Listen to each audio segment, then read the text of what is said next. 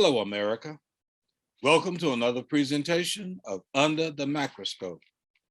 Today, I want us to take a look at images and symbols. Images and symbols.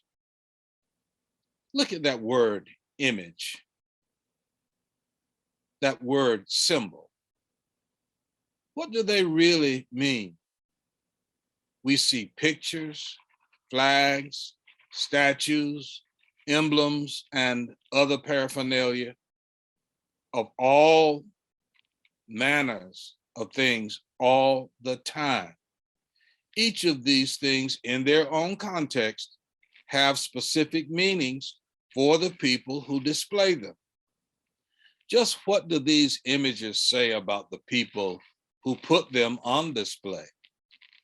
Do they paint a real picture of the people they are supposed to represent?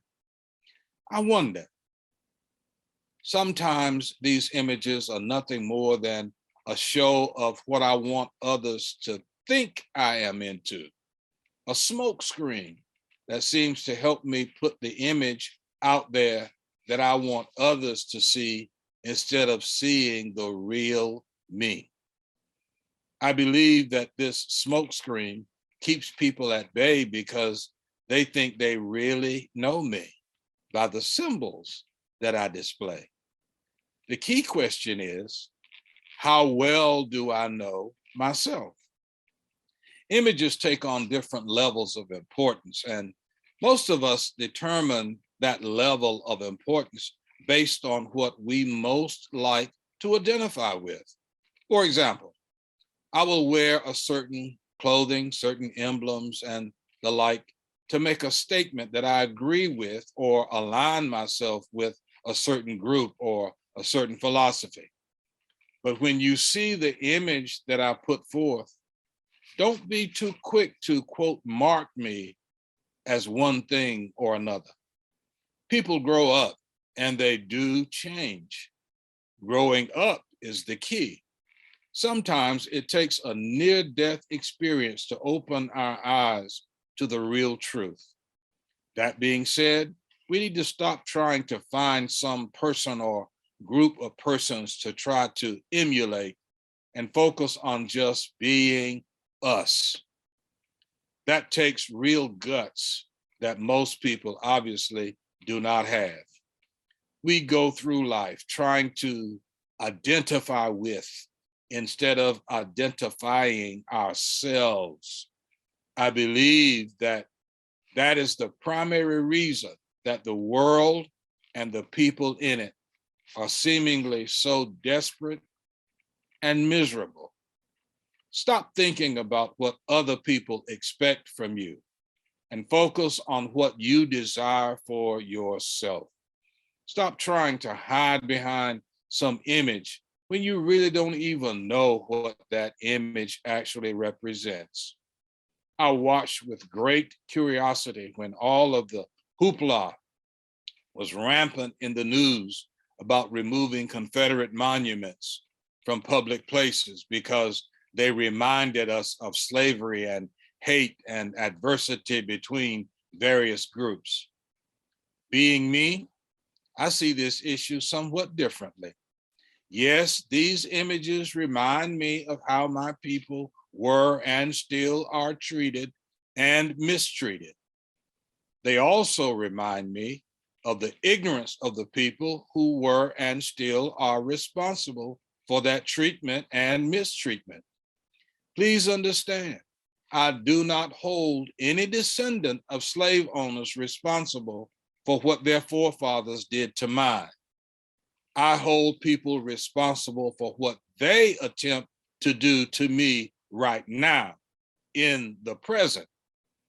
The statues and other oppression-related images don't bother me because I take pride, tremendous pride, in standing in front of any of them, holding my degree from Johnson C. Smith University in Charlotte, North Carolina in one hand, my master's degree from the University of North Carolina, Charlotte in the other, while balancing my diploma in Bible from Faith Bible Institute out of Monroe, Louisiana.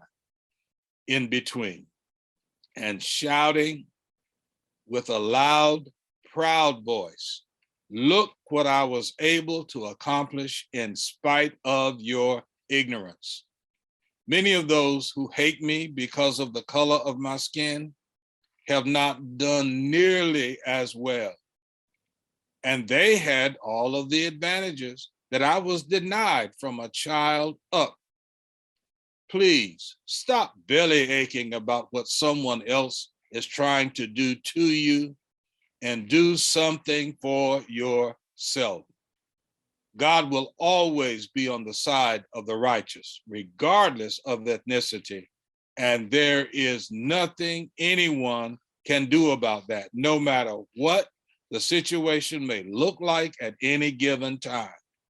Actually, we should be glad that people put their ignorance on display.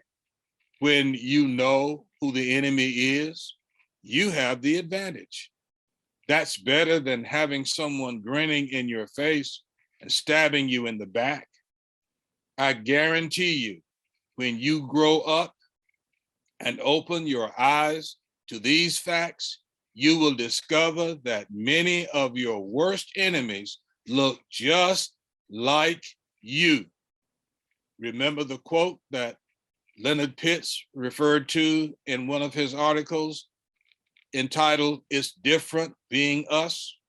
He quoted someone else by saying, "All skin folk ain't kinfolk."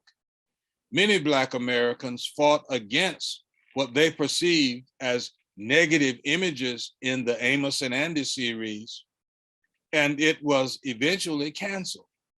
Yet, pimping, drug dealing, women abusing, lying, stealing, and murderers on the big screen seem to be doing just fine and are making millions for Black actors and movie makers. There are some images of Black people that I would love to get rid of that are portrayed not on the big screen all the time, but in real life. Black youngsters, mostly males, terrorizing schools and disrupting education for people who want to advance themselves. Black youngsters, mostly males, who are playing the role of drug monkeys, peddling their masters' dope to their own communities and killing each other to make sure that their masters get their money.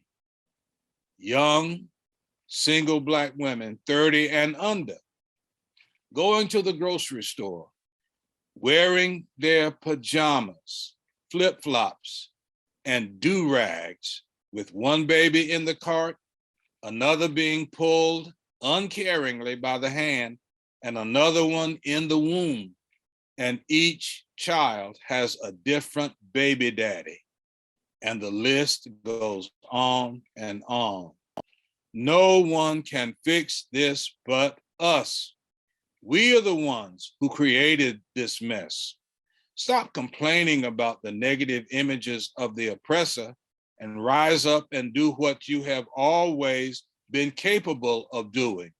Tell the oppressor this: you cannot damage me by throwing images of your hatred in my face. You only do damage to yourself by displaying your bigotry and boasting about it. You are just too dumb and stupid to know it. Just another Mackian observation. Thanks for listening. Follow me on Facebook at Under the Mackroscope. You may also follow me on YouTube at Macray. Please subscribe and share. And if you wish, you can make a contribution of your choosing by using the QR code on the screen. See you next time. And remember, under the macroscope, we take a closer look.